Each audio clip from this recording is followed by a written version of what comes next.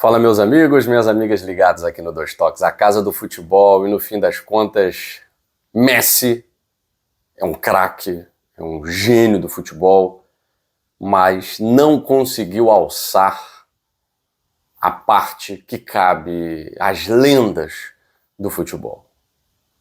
E alguns dizem até aos deuses do futebol, eu não gosto muito de usar essa palavra, mas as lendas do futebol, aqueles que conquistaram 2 Copas do Mundo como protagonistas, aquele que conquistou 3 Copas do Mundo, se não como protagonista, mas que fez parte do elenco, e eu estou falando, é claro, de Pelé, o maior jogador de futebol de todos os tempos, por mais que alguns tenham esquecido, né? Mas a história não apaga quem de fato a escreve. Messi tinha tudo para se colocar entre esses gigantes, entre essas lendas do futebol mundial.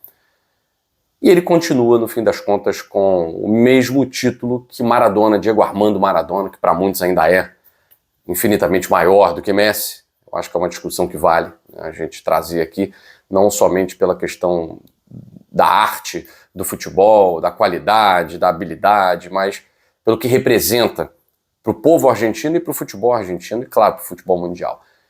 Mas Messi está ali, numa prateleira que pouquíssimos vão conseguir alcançar. Um homem que disputou 3 Copas do Mundo, finais de Copa do Mundo, 6 Copas e 3 finais de Copa do Mundo, perdendo 2 e ganhando 1. Não consegue alçar, por exemplo, o status que Mané Garrincha conseguiu, disputando 3 Copas do Mundo, conquistando 2 como protagonista, 58 e 62 como o melhor jogador, o grande destaque da Copa. Como Didi, como Nilton Santos, como Zagallo e como Pelé. Pelé, que conquistou 58 e 70 como protagonista, mas esteve também na Copa de 62, se machucando logo no início do campeonato. Disputou 66. Então Pelé está inacessível nesse momento a Lionel Messi, a Cristiano Ronaldo. O Mbappé, ele ainda é novo, ele ainda pode disputar pelo menos 2 Copas do Mundo. E a França, com o time que tem, pode sim ser considerada a favorita para a próxima Copa. Tem um elenco fantástico, não acredito que boa parte desse elenco não vá jogar a próxima Copa. São jogadores ainda jovens, diferente da Argentina, que chegou já na bacia das almas, aos trancos e barrancos, com uma geração que termina por aqui. Boa parte dessa geração argentina encerra a sua participação em Copas do Mundo.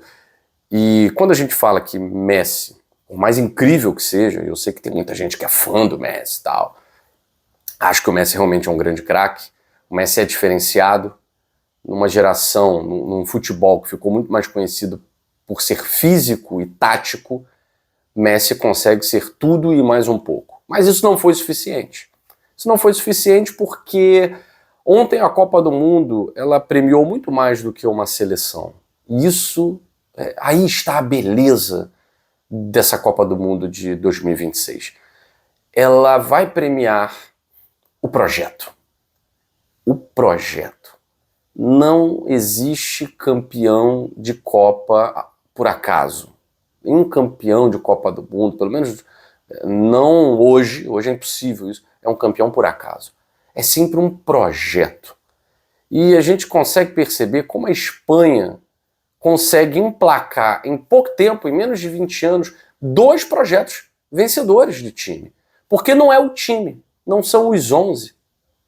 É o projeto construído lá na base. Lá na base. No início do século, quando o Brasil estava sendo campeão da Copa de 2002, a Espanha estava montando o seu projeto de seleção vencedora. No Sub-15, no Sub-17, no Sub-20, com aquela geração Puyol, Piqué, Casillas, Busquets, Iniesta, Xavi, Fernando Torres, aquela geração que ficou muito conhecida por empilhar títulos. Então é uma geração que jogou junta nas categorias de base da Espanha e chega para ser campeã da Euro em 2008, campeã da Copa do Mundo em 2010, campeã da Euro em 2012. Os títulos mais importantes a Espanha emplacou desde 2008 a 2012. Os 3 títulos mais importantes. E, claro, a trajetória que precede isso, né? E aí, a Espanha, para muitos, ficou sumida. Acabou. Olha aí, ó, a Alemanha campeã, que também foi um projeto coroado no fim de carreira de muitos daqueles jogadores, com o título de 2014. Aí veio o projeto da França, extremamente campeão, com o título de 2018, a final de 2022, a semifinal de 2026 e provavelmente estará entre os 4 primeiros da Copa de 2030. E a Espanha, com esse time, com essa grande parte desses jogadores, Mundial Sub-17, campeã Sub-20, campeã da Liga das Nações 22-23, campeã da Euro de 2024 e agora campeã da Copa do Mundo de 2026. Bom, a gente não precisa dizer que a seleção brasileira está muito, mas muito longe. O De La Fuente, que é um treinador desconhecido para nós,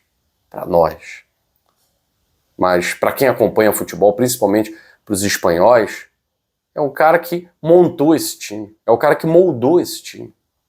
Então, quando a Espanha não foi bem com o Luis Henrique, não vou dizer o fracasso, porque o Luis Henrique é um grande treinador, trouxeram o De La Fuente para fazer, ó, essa geração que você moldou, agora chegou o momento de ela ser campeã. Da Euro, da Liga das Nações, da Copa do Mundo, desse projeto vencedor. E a seleção brasileira?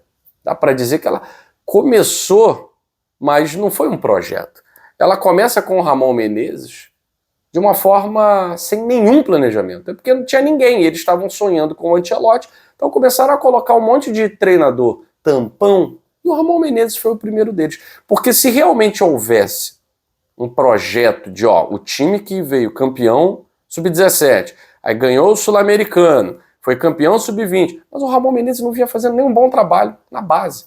Ah, campeão Sul-Americano, pelo amor de Deus. Disputar campeonato aqui com base de Paraguai, Colômbia, Uruguai, Argentina, com todo respeito, não se equipara à disputa dos campeonatos na Europa. Então, o trabalho de base aqui, ele começa a ser forjado nos torneios mundiais.